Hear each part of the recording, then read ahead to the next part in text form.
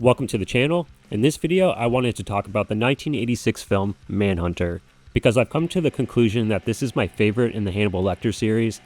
I've gone back and watched this film a lot over the years. I've for sure seen it more than Silence of the Lambs now, and while I would not argue if you think Silence is better, because it's the far more celebrated film, but if you think Red Dragon is better than Manhunter, then you are high as a fucking kite! Manhunter was an adaptation of Thomas Harris's book Red Dragon. It was written and directed by Michael Mann. The movie was originally going to use the name Red Dragon, but rumor has it that famed producer Dino De Laurentiis had the name changed because he didn't want people to see the name Red Dragon and think it was a martial arts movie.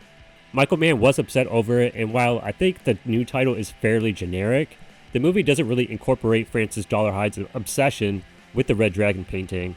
You see it only a couple of times, and it is mentioned I think once in the movie, so in hindsight the name change kinda makes sense. I was made aware of this movie in my first film class. I can't remember how it got brought up, but our teacher asked the class what was the name of the movie Hannibal Lecter first appeared in. So everyone was like, Silence of the Lambs, duh.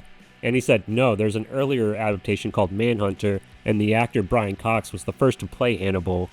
Then a couple of years later, I watched Robert Rodriguez's show, The Director's Chair, where he interviewed fellow directors, and he interviewed Michael Mann, and they talked about Manhunter, and I just loved the style of the film, so I finally watched it. I was probably one of like 10 people at the time that still had Netflix mail me DVDs. I even kept my DVD plan up until the very end. Here's a picture of the last movie they mailed me, and they were nice enough to just let me keep it. I wish they didn't get rid of that service, so I don't have to have a bunch of streaming services to catch up on the latest films, but that's a video for another day. It wasn't long after I watched Manhunter that Scream Factory announced they were doing a collector's edition, which I bought on day one. It's unfortunately out of print now, but I'll talk about that Blu-ray in a little bit. So like I said, I love the style and look of this film. The shot compositions are so picturesque, and you can see that in a lot of Michael Mann's films. Even if you're not necessarily engrossed in the story, you gotta at least admit that it's pretty to look at. Also, a lot of the credit has to go to cinematographer Dante Spinati, who would work again with Michael Mann on Last of the Mohicans, Heat, The Insider, and Public Enemies. He would also shoot the remake of this film. William Peterson, who you may know from CSI, plays Will Graham and does a really good job. You see him devoid himself of his emotions and really try to get inside the head of the serial killer. It feels authentic for someone who sees grisly murders and has to check their emotions at the door just to get their job done. Tom Noonan plays Dolarhyde, or as the press calls him, the Tooth Fairy. He's a fantastic character actor, and he's able to make this character so well-rounded, even though he doesn't show up on screen until maybe like an hour into the movie. You understand why he's doing what he's doing just by his appearance, and a lot of it comes from scenes where he doesn't even speak. Like when he takes Joan Allen to pet that tiger, you know that he feels like a hideous human being, and seeing her pet this beast, you can see him longing for that kind of affection. He was originally going to have the Red Dragon tattoo, but Mann thought it was just too trivial for Dolarhyde to have it, so they didn't go through with it, but there's still a bunch of promo images with him donning that tattoo. I also got to mention Brian Cox and his performance as Hannibal Lecter. It's really hard to eclipse Anthony Hopkins, but it's still a great performance, and he commands your attention every time he's on screen. He makes the most of his screen time, and I wish we could have gotten more of William Peterson and Brian Cox in these roles. The last performance I want to mention is Stephen Lang as Freddie Lowndes, the slimy journalist.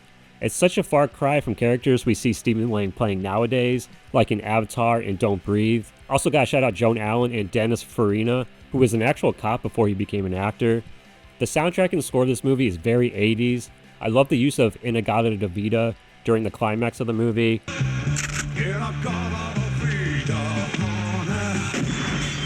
The ending of the film changed since they ran out of money, but the ending still works. Mann was butting heads with De Laurentiis throughout the production, since Mann was so meticulous in getting the shots and locations that he wanted. This isn't out of the ordinary, as David Lynch also had a contentious relationship with Dino while he made Dune. But that's just filmmaking though, just a series of compromises, and hopefully a good movie comes out of it. And in this case, they made a great movie. Now let's talk about this collector's edition Blu-ray that came out in 2016.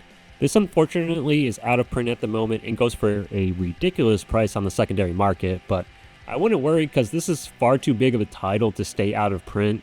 It's the debut of Hannibal Lecter on film, so someone has to see the value in putting this movie back out on physical media. The artwork by Christopher Franchi is beautiful and might be my favorite artwork that's been done for a Scream Factory release.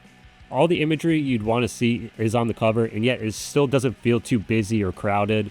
The Blu-ray does come with the director's cut, but it's in low quality because it's in standard definition. I prefer to watch the theatrical cut, and maybe the holdup for this movie getting re-released is that they're looking for the film elements so they can properly restore the director's cut, but who knows. They got some great interviews for this release, including William Peterson, Joan Allen, Tom Noonan, and cinematographer Dante Spinati. This movie is currently available to stream on Tubi and Prime, so at least you have the option to watch it while we wait for this classic to be put back out on physical media. I also have Manhunter on VHS. I was gifted this by my friend Jared because he knows how much I love this movie, so shout out to Jared. I like how on the cover it highlights that this movie features the debut of Hannibal. I mean, you probably wouldn't have to mention that if they had just stuck with the name Red Dragon, but anyways, Anchor Bay put this out in 1996, and I had no idea that company was around back then. They also put out an awesome collector's edition DVD that I hope to get at some point. Thank you for watching this video, and I hope you're a fan of this movie like I am. Or if you didn't know of this adaptation, then maybe you're more inclined to check it out now, which I implore you to do. I'll see you guys in the next video, but until then, have a movie time. Have you ever seen blood on the moonlight? Well, it appears quite black.